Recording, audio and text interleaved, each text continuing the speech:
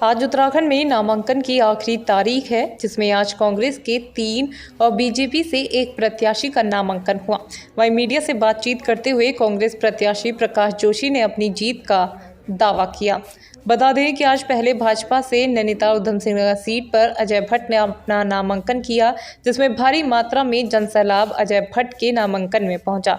जिसके बाद नैनीताल उधम सिंह सीट से कांग्रेस के प्रत्याशी प्रकाश जोशी अपना नामांकन करने पहुंचे। वहीं मीडिया से बातचीत में प्रकाश जोशी ने कहा कि आज नामांकन में जो उत्साह कार्यकर्ताओं के साथ ही आमजन में देखा जा रहा है, उन्होंने कहा कार्यकर्ताओं की मेहनत और समर्पण के दम पर निश्चित ही हम इस चुनाव को भारी मतों से जीतेंगे। वहीं बीजेपी के 400 पार पर प्रकाश जोशी ने कहा कि उनके नेता कभी कुछ कहते हैं, जिस पर भरोसा नहीं करना चाहिए। और उन्होंने कहा कि जनता जनार्दन सब कुछ जानती है, जनता वोट के माध्यम से सब बताएगी। नामांकन से पहले प्रकाश जोशी ने गाबा चौक से कलेक्ट्रेट तक रैली निकालकर शक्ति प्रदर्शन किया, जिसके बाद उन्होंने अपना नामांकन कराया। प्रकाश जोशी के नामांकन में नेता प्रतिपक्ष यशपाल आर्य समेत नैनीताल और उधम सिंह नगर जिले के 4 कांग्रेसी विधायक भी शामिल हुए। वहीं नेता प्रतिपक्ष यशपाल आर्य ने कहा कि जनता बदलाव चाहती है, उन्हें विश्वास है कि जनता का आशीर्वाद कांग्रेस को मिलेगा। बता दें कि लोकसभा चुनाव 2024 को लेकर पहले चरण के तहत आज यानी 27 मार्च नामांकन का आखिरी दिन है। ऐसे में कांग्रेस प्रत्याशी प्रकाश जोशी ने आज नैनीताल उधम सिंह नगर लोकसभा सीट के लिए अपना नामांकन कराया है।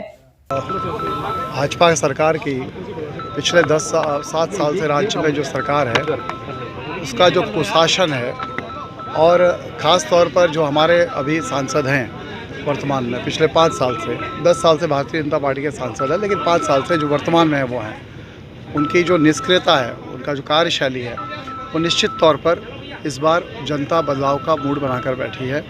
बहुत सारे मुद्दे हैं, अभी हमारे नेता पर्ची ने आपको बताया, मुद्दों की कोई कमी नहीं है। चाहे वो लॉ एंड ऑर्डर की बात हो, चाहे वो रोज़गार की बात हो, चाहे वो अग्निवीर जैसी एक योजना लाकर हमारे प्रदेश के ही नहीं पूरे देश के नौजवानों को, जिनका सपना होता है कि वो फ़ौज में जाएं, देश के लिए अपना सर्वोच्च न्यौछावर भी अगर करने की ज़रूरत पड़े तो करें, वो गर्व की बात होती है। लेकिन वो मौका भी उनसे छीन लिया है, क्योंकि शहादत का उनको अब प्रमाण पत्र नहीं मिलेगा। तो मेरा कहना है कि ये चुनाव इसलिए चुनौती नहीं है कि कांग्रेस का कार्यकर्ता पूरे कई वर्षों से, पिछले 2-3 साल से लगातार हम देख रहे हैं, जब से यहाँ भारतीय जनता पार्टी की सरकार बनी 7 साल, तब से लगातार सड़कों पर है, इस सरकार के खिलाफ है। भ्रष्टाचार आज अपने चरम पर है। तो इन सब बातों की वजह से रोज़गार की स्थिति आपको मालूम ही है, कितनी बेरोजगारी बढ़ गई है, महंगाई कहाँ है। तो कांग्रेस का कार्यकर्ता सड़क पर है, कांग्रेस का कार्यकर्ता बूथों पर है, मजबूत स्थिति में है, और उनके दम पर हम लोग निश्चित तौर पर भारी बहुमत से ये चुनाव जीतेंगे। वर्तमान सांसद की एक बड़ी बात आपको और बताऊँ, जनता उनसे सवाल पूछ रही है, और आपने भी पूछा था कि पिछले 5 साल से जब से वो सांसद हैं, वो मात्र अपनी सांसद निधि का 40% ही उपयोग कर पाए, 60% उन्होंने उपयोग नहीं किया। किसका पैसा था? वो सरकार देती है जनता की भलाई के लिए, जनता के विकास के कार्यों के लिए।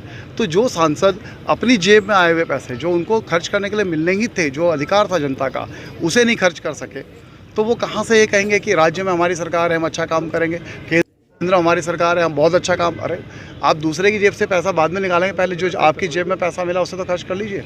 तो ये उनकी नाकामी है, और जनता जान चुकी है, इसलिए जनता बदलाव के मूड में है, और मैं आभारी हूँ। पार्टी ने मुझे यहाँ जनता के बीच में एक सेवा का मौका दिया है, और मुझे इस दौरान नेता प्रतिपक्ष यशपाल आर्य, खटीमा विधायक भुवन कापड़ी, किच्छा विधायक तिलक राज बेहड़, जसपुर विधायक आदेश चौहान और हल्द्वानी विधायक सुमित हृदयेश मौजूद रहे, जहां उन्होंने एक सुर में कांग्रेस प्रत्याशी प्रकाश जोशी की जीत का दम भरा।